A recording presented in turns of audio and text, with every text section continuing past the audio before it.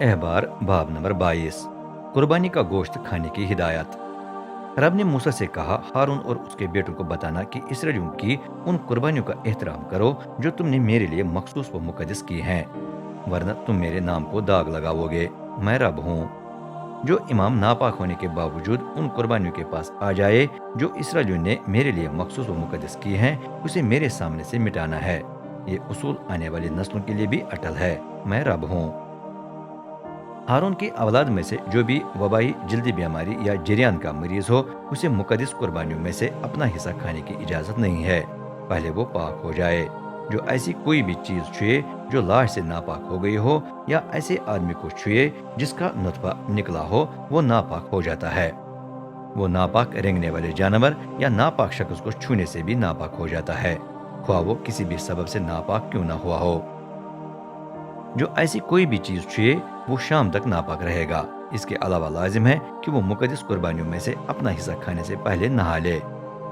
سورج کے غروب ہونے پر وہ پاک ہوگا اور مقدس قربانیوں میں سے اپنا حصہ کھا سکے گا، کیونکہ وہ اس کی روزی ہے۔ امام ایسے جانوروں کا گوشت نہ کھائے جو فطری طور پر مر گئے یا جنہیں جنگلی جانوروں نے پھاڑ ڈالا ہو، ورنہ وہ ناپاک ہو جائے گا۔ میں رب ہوں۔ امام میری ہدایت کے مطابق چلے، ورنہ وہ قصوروار بن جائیں گے۔ وہ مقدس چیزوں کی بے حرمتی کرنے کے سبب سے مر جائیں گے۔ میں رب ہوں جو انہیں اپنے لیے مخصوص و مقدس کرتا ہوں۔ صرف امام کے خاندان کے افراد مقدس قربانیوں میں سے کھا سکتا ہے۔ غیر شہری یا مزدور کو اجازت نہیں ہے، لیکن امام کا غلام یا لونڈی اس میں سے کھا سکتے ہیں، چاہے انہیں خریدا گیا ہو یا وہ اس کے گھر میں پیدا ہوئے ہوں۔ اگر امام کی بیٹی نے کسی ایسے شخص سے شادی کی ہے جو امام نہیں ہے، تو اسے مقدس قربانیوں میں سے کھانے کی اجازت نہیں ہے، لیکن ہو سکتا ہے کہ وہ بیوہ یا طلاق یافتہ ہو اور اس کے بچے نہ ہوں۔ جب وہ اپنے باپ کے گھر لوٹ کر وہاں ایسے رہے گی جیسے اپنی جوانی میں، تو وہ اپنے باپ کے اس کھانے میں سے کھا سکتی ہے جو قربانیوں میں سے باپ کا حصہ ہے، لیکن جو امام کے خاندان کا فرد نہیں ہے اسے کھانے کی اجازت نہیں ہے۔ جس شخص نے نادانستہ طور پر مقدس قربانیوں میں سے امام کے حصے سے کچھ کھایا ہے، وہ امام کو سب کچھ واپس کرنے کے علاوہ 20% زیادہ دے۔ امام رب کو پیش کی ہوئی قربانیوں کی مقدس حالت یوں ختم نہ کریں کہ وہ دوسرے اسرائیلیوں کو یہ مقدس چیزیں کھانے دیں۔ ایسی حرکت سے وہ ان کو بڑا قصوروار بنا دیں گے۔ میں رب ہوں جو انہیں اپنے لیے مخصوص و مقدس کرتا ہے۔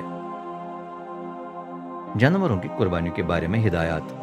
رب نے موسیٰ سے کہا، ہارون، اس کے بیٹوں اور اسرائیلیوں کو بتانا کہ اگر تم میں سے کوئی اسرائیلی یا پردیسی رب کو بسم ہونے والی قربانی پیش کرنا چاہے تو طریقہ کار میں کوئی فرق نہیں ہے، چاہے وہ یہ منت مان کر یا ویسے ہی دلی خوشی سے کر رہا ہو۔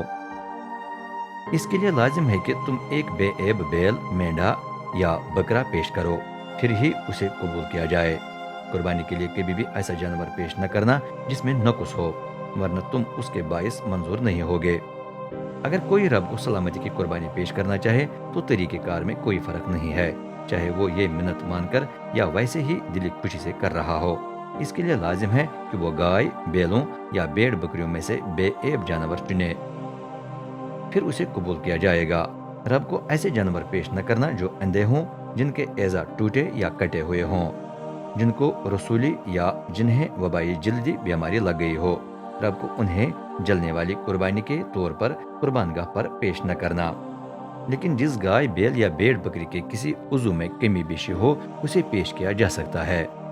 شرط یہ ہے کہ پیش کرنے والا اسے ویسے ہی دلی خوشی سے چڑھائے۔